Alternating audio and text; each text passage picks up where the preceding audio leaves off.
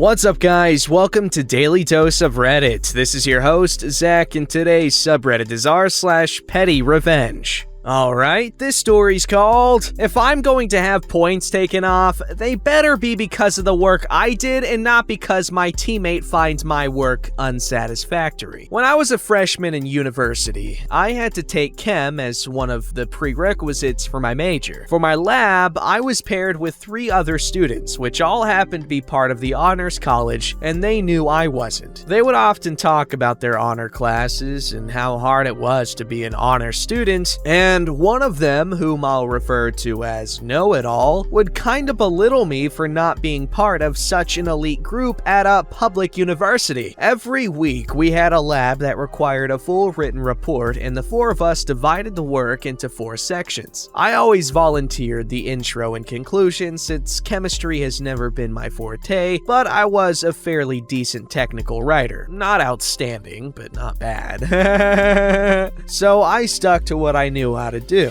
Know-It-All kind of took the leadership role from our team, and she would compile all our parts and turn in the lab report. So we get the first report back, and we got points deducted from both my intro and conclusion. My spirits did fall low because I was sure I did a good job. Plus, I knew my teammates were smart, so I didn't want to be that student. Regardless, everything was fine until a pattern began to develop. Week after week, points were being deducted from the intro and conclusion only. Then, it all went down. After a few weeks, Know-It-All gets one of our lab reports back, and she stands in front of me with that sassy mad look, arms crossed, foot tap and all. She says something along the lines of, "You need to do better." And I'm like, "I'm trying my best," which I was. I was doing so much research and really trying to be accurate. But then, she goes like, word by word, "Well, obviously it's not good enough." When she said this, I was so hurt, and I just stayed quiet because that's who I am. But what hurt the most was that she did it in front of our other teammates. I felt so humiliated. One of the other girls in our team was also taken aback by her comment, and she tried defending me, which I truly appreciated, but Know-It-All just rolled her eyes and walked away. Things didn't improve after that. Points continued being deducted, and it was all because of my sections. Whatever. It's the end of the semester, and I come across all the lab reports that I ended up keeping after the teacher's assistant gave them back. For some reason, I decide to go over them, and the intro and conclusion were nothing like the ones I wrote. Everything had been edited. Format, word choice, and the entire freaking content was totally different. I was furious. I started writing a rant email to Know-It-All, but in the middle of my dissertation, I thought of something better. I emailed our teacher's assistant. I sent her everything. I explained everything that went down during the semester, sent her the original files and the emails I sent Karen that included the original attachments. I asked her to reconsider my grades and told her that I would accept any new grade she believed my work deserved, even if it meant having more points deducted. I was confident in my work, though. I also asked that if she considered better marks for my work, to also grant the same grade to my other 2 teammates, except for Know-It-All. The teacher's assistant got back to me after a couple of days, letting me know that my grades and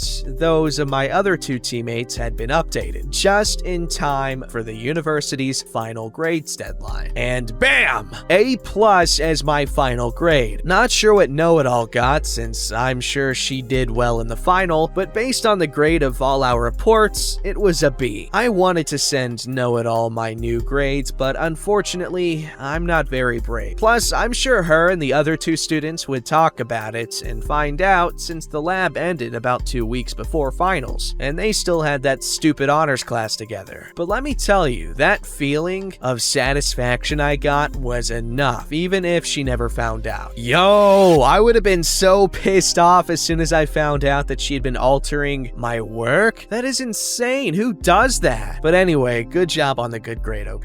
Alright, this story's called Crap Talk Me? Okay, I won't hire you. So I worked at a company that had serious problems with appropriate authority. In our office, the office manager would routinely say terrible things about the company, encourage the techs to quit and leave, etc. When I was hired, she was looking for another job and was letting the techs do whatever they wanted. I was hired as a supervisor and discovered several ethical violations, and the quality of work from the techs was extremely poor. We had one tech who was just flat out nasty. She was bigger and tried to physically intimidate another supervisor, who was very short, by standing up over her and getting into her personal space because the supervisor called her out on trying to punish someone else. Basically, they all got pissed because they were allowed for who knows how long to do whatever they wanted, and when I showed up and said you have to do your jobs, they didn't like me. So one day, the next level up supervisor decides that we have to fill out a rubric on how well the techs are doing their jobs. Of course, I get stuck with the nasty bimbo. I do my job, fill it out, and give it to her. She signs it, but acts like I took a giant freaking crap in her cereal. Definitely how dare you tell me how to do my job sort of situation. She begins saying really nasty things about me to corporate, saying I'm terrible and mean to her, saying I'm not providing enough supervision. Never mind, she was constantly canceling, so I would show up and she wouldn't be there. Change schedules with clients, which she didn't have authority to do. I got her in trouble for that before I left, etc. She was a loudmouth, so someone who didn't like her told me all about how she was crap talking me. Tired of all the bullcrap, I just said screw it. I quit and started my own company. I've been very happy since. Cue revenge. A year later, I'm hiring for my company as I'm expanding, and guess who applies to work for me? Yup, nasty bimbo. I cannot tell you how much pleasure I got out of declining her application and clicking that she was unqualified to apply. Hey, nice job. You pulled a Michael Scott there. You freaking started your own company.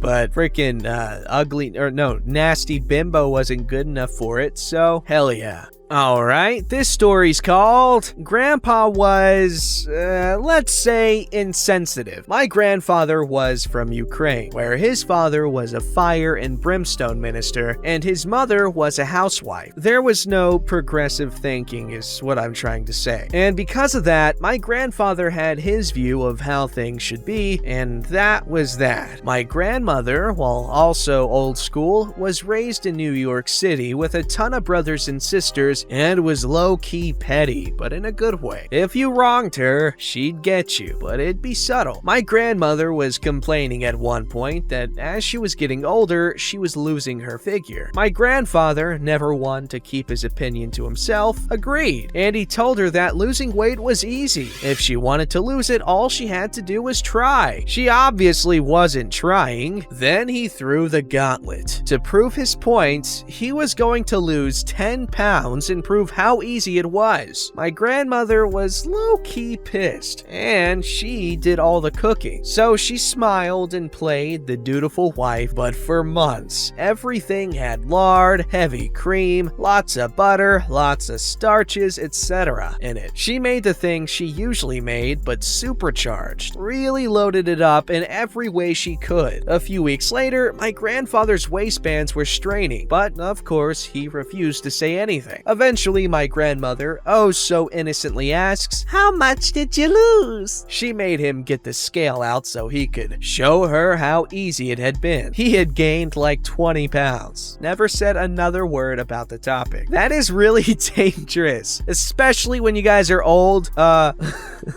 Your diet is more important, but that's pretty good revenge. He deserved it. Alright, this story's called I'm Sorry That You Hate the Way I Dress. Why don't don't I just keep doing that, Mom? I hope this classifies as petty revenge. If not, I am so sorry. When I was 12 years old, I was taking writing lessons from my cousin. My grandmother was quite concerned that I did not have a proper barn jacket and didn't want me ruining my hoodies. One day, she enters the house with like a hideous windbreaker from I don't even know when. Guys, I swear, I had hard eyes. I loved it so much and I would wear it everywhere. My mother, however, loathed it. She was especially displeased when she saw a lovely elderly chap wearing the exact same one. This only fueled my desire to wear it. See, my mother had this habit of telling me I looked like a homeless child and needed to change. Eventually, I decided it was much more funny to embarrass her than to comply with her destruction of my confidence. One day, my grandmother came into the house and asked if she could borrow my barn jacket for work, as she didn't want to ruin her nice church jacket since her other jacket broke. Of course, I complied, but after a few months, I got suspicious. I finally asked my grandma if my mom had something to do with it. Turns out, my mom called her and told her to get that jacket out of my house. I was mad. My mom got my grandmother to lie to me? My sweetheart of a grandmother who never in the history of my existence had ever lied to me. Cue petty revenge. My grandma still had the jacket and gave it back to me. I waited by the front door for when my mom came home from work. She opened the door and looked at me and her heart sank. I confronted her and continued to wear that jacket until I outgrew it. I started wearing tacky shirts that may or may not resemble the pattern of a bus seat, and it brings me so much joy leaving the house with my mom knowing I'm bothering her just by wearing a shirt. I thrive on going to social gatherings dressed like a tacky lesbian, knowing how much it bothers her just to be petty. I gave the barn jacket to my best friend who also has a horrible taste in fashion, so my mom still has to see it pretty often. Yo, I'm gonna need a picture of this because I want to see how similar our taste in clothing are. Cause like, usually I try to wear some funky stuff if I can.